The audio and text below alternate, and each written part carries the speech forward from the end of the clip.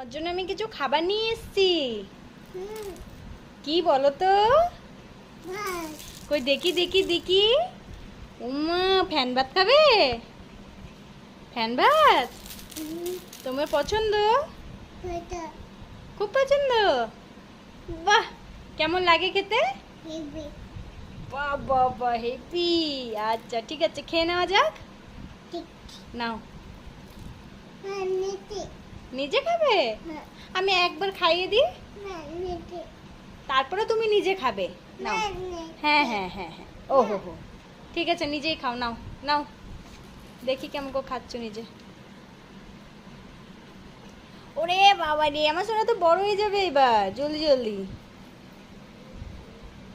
খেয়ে শেষ করো, বলে দাও বাই। তো এদিকে তাকিয়ে বলো।